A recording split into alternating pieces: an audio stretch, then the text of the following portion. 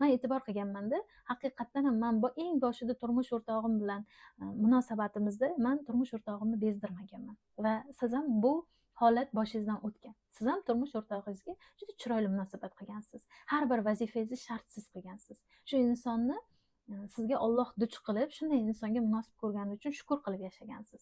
Lekin aynan bugun siz qachonlardir qilgan tanlovingiz uchun, qachonlardir siz o'zingiz qilgansiz bu tanlovni, o'zingiz xohlagansiz, bir kun shukr keltirgansiz, baxtli bo'lgansiz.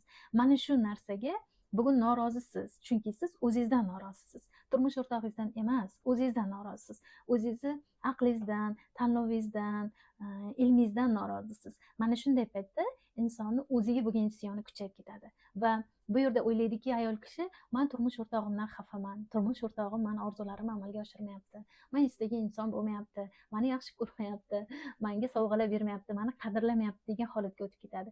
Lekin aslida siz o'zingizdan xafasiz, siz o'zingizdan norozisiz. Siz e'tibor qiling, butun hayotingiz davomida o'zingiz qilgan ishlaringizni, tajribalaringizni, o'zlashtirgan ilmlaringizni hammasini rad etayotgan bo'lasiz. Siz birinchi o'zingizni, keyin Alloh sizga yuborgan taqdiri azalni, qadaringizni rad etayotgan bo'lasiz.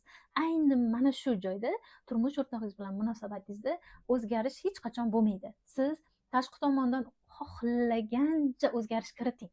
Xohlagan kosmetologingizga boring, xohlagancha ilm o'rganing, qaysidir ilmlarni o'rganib qo'llab ko'ring, lekin u sizni tabiatingizda bo'lmasa, u sizni ichingizda bo'lmasa, uni tagida manfaat bo'lsa, uni tagida misol uchun niyat chiroyli bo'lmasa-da, uni tagida faqat turmush o'rtog'idan foyda olish, yaxshi munosabat ko'rish, pul olish, faqat foydalanish holati bo'ladigan bo'lsa, shu his orqali sizga turmush o'rtog'ingiz munosabat ko'rsatadi.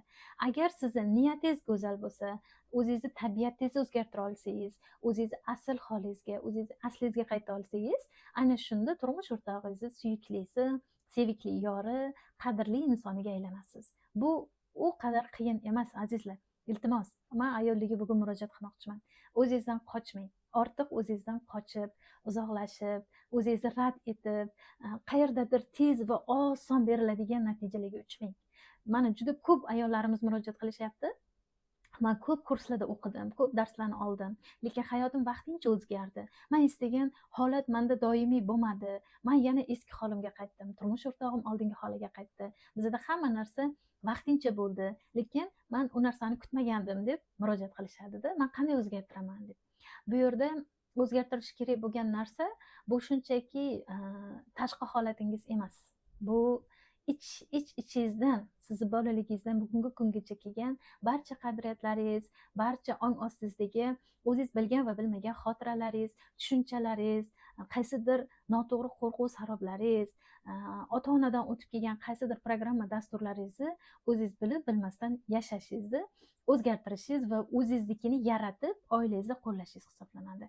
Chunki har bir inson bu hayotga baxtli bo'la olish uchun imkoniyat beriladi, har doim beriladi.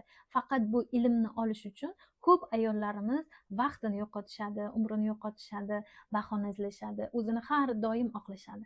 Lekin aslida siz o'z ichki holatingizni tushunmaguncha, ichingizdagi hislaringiz bilan kelishib olmaguncha, o'zingizdagi jarayonlar nima sababdan shu holatga kelganini anglab, ildizini topa olmaguningizcha, hech bir praktikangiz ham, hech bir tashqi omillar ham sizni hayotingizni o'zgartirib qo'ya olmaydi.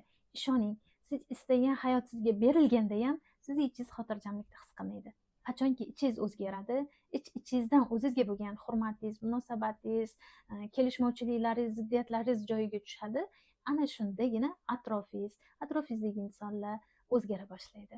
Agar sizda ham butunlay ichki holatingizni anglashga, tushunishga, his qilishga, o'zingizni yangitdan tanib, kashf etishga va o'zingizdagi bor imkoniyatlarni ko'ra olishga qiziqish bo'lsa, haqiqatdan ham siz bugungacha hamma eshitgan ilmlaringizni qo'llab charchagan bo'lsangiz va aynan o'zligingizni topishga qiynalayotgan bo'lsangiz, men sizga ajoyib coaching guruhi asosida tashkil qilingan kursimga qatnashishni tavsiya qilaman. Bu guruhda, bu darslarda siz nimani o'rganasiz? Bu darslarda sizga quyma ma'lumot berilmaydi. Ya'ni qaysidir ma'lumotlarni bajarasiz, hayotingiz o'zgaradi degan ma'lumotlar berilmaydi. Bu yerda sizni ichki holatingiz orqali individual tarzda siz bilan ishlanilinadi. Sizni savollaringiz, sizni ichki hozirdagi hislaringiz qanaqa holatda, nima muammolarda turibsiz, nimalarni yecholmayapsiz, qaysi jarayonlaringizda og'riqlaringiz bor, bularni aytish orqali sizga yechim beriladi. Har bir savolingiz ildizi javobi topib berilinadi va eng muhim narsa, mana shu jarayonda ko'p insonlar xato qilishadi, terapiya. Sizga mos bo'lgan, sizni holatingizni yaxshilashga yordam beradigan psixoterapevtik dasturlar asosida sizga terapiya darslari beriladi va aynan mana shu orqali siz eski ssenariylarni o'chirishingiz, o'zingiz ong ostingizdagi yangi dasturlaringizni yaratishingiz va mana shu dasturlaringizga o'zingiz istagan, o'zingiz xohlagan turmush o'rtog'ingiz bilan, oilangiz bilan, farzandlaringiz bilan, pul bilan nima mavzuda bo'lishidan qat'iy nazar ichki kelishuv, o'zaro mutanosiblikni joyiga qo'yasiz. Ya'ni shunday narsaki, sizga tashqaridan ilm berilmaydi. Sizni ichingizdagi o'zingizda bor bo'lgan javoblaringiz o'zingizga ko'rsatib beriladi. Chunki har bir inson savol bilan murojaat qilganda, har bir muammosini yechishga harakat qilganda, uni ichida o'zini javobi bo'ladi har doim. Shuning uchun ham siz bugun atrofdagi javoblardan, atrofdagi tajribalardan ilm olib qo'llaganingiz uchun bugun o'zingizda hayotingizda kimlardir erishgan natijalarni siz erisha olmayapsiz yoki sizni hayotingizda natija bermayapti. Chunki sizni o'zingiz ichingizdagi javoblaringiz topilmagan. Siz o'zingiz ichingizdagi hislaringiz, holatingiz bilan ishlanilmagan. Aynan mana shu holat bilan siz bilan ishlaymiz birga. Bu dasturimiz uzoq muddat davom etadi va narxlari ham juda arzon, juda ham qulay narxda. Juda ko'p ishtirokchilarimizni iltimoslariga binoan tashkil qildik. Juda ko'pchilik kela olmaydi. Biz onlayn tarzda tashkil qilmoqchimiz. 3 4 oy davomida biz siz bilan birga ishlaymiz, jamoa bo'lib. Biz siz bilan mana shu ichki hislaringizdagi har bir savollaringizni javobini topib, buni terapiya orqali, misol vrachlar davolaydi-yu, bemorni konsultatsiya qilgandan keyin. Mana shunaqa davolashni o'ziga yarasha metodlari bor. Mana shular asosida siz bilan davolash ishlarini olib boramiz. Va bu ilmlar meni o'zimni 3,5-4 yil mobaynida tajribamdan o'tgan ilmlarni sizga xudo xohlasa 3-4 oy ichida bermoqchiman. Ya'ni uzoq muddat endi hojat qolmaydi o'zingiz bilan ishlab, qiynalib, yillab yurishingizga. Shunchaki 3-4 oyni o'zi yetarli sizga butkul hamma muammolaringizni yechib chiqib ketishga. Shu o'rinda sizda bitta savol tug'ilishi mumkin. Xo'sh, men o'zim alohida sizdan dars olsam yoki muammolarim bo'yicha savollarimni yechsam, yaxshi natijaga chiqamanmi yoki guruhiy coachingda men hislarim, jarayonlarimni ulashsam guruhda natija ko'ramanmi degan ishtirokchilar uchun javobim. Mana o'zim 2022-yilda guruhiy coachinglarda ochilib, insonlarni aytgan jarayonlari, savollari orqali o'zimdagi ko'p savollarni hal qilganman. Chunki eng boshida menga og'ir bo'lgan ustozga chiqib, o'zimni ichki holatimdagi barcha muammolarimni ayta olish menga og'ir bo'lgan. Qiynalganman. Shuning uchun guruhda 30 ta ishtirokchi bo'lsa, 30 ta ishtirokchi o'zini savolini berib, holatini, muammolarini jonli efirda chiqib so'raganda, ustoz ularning ildizlarini topib berganda, men ham o'zimni o'sha 30 ta muammoimni yechib olganman, hal qilganman va mana o'zim ham ayta olganimcha muammolarimni aytib his qilganman. Ba'zida shunday bo'ladi, siz bolaligingizdan juda og'ir holatlar kechgan bo'lishi mumkin. Buni hattoki individual tarzda ham psixologga ayta olmasligingiz mumkin.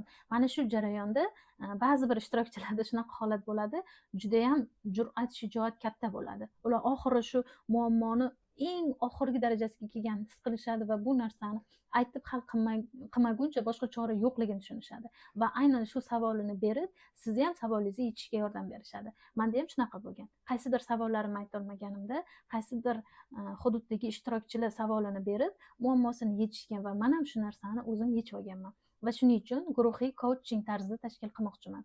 Chunki biz kurslar ham tashkil qildik, har xil mavzuda darsliklar yaratib ko'rdik, lekin hech biri guruhiy coaching kabi haligacha natija bermadi.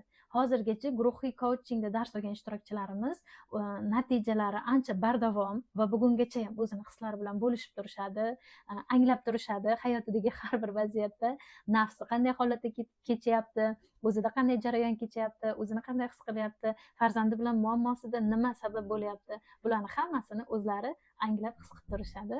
Hammalaringizni taklif qilib qolaman. Agar kimda savollar bo'lsa, marhamat kommentariyaga plus belgisini qoldiring. Sizga yana ham to'liq ma'lumot beramiz. Juda ko'p ayollar ikkilanishadi kurs olishda, darslik olishda. Men shu pul to'lab darslik olsam, menga foyda beradimi? Menga shu natija beradimi haqiqatdan ham deb ikkilanishadi.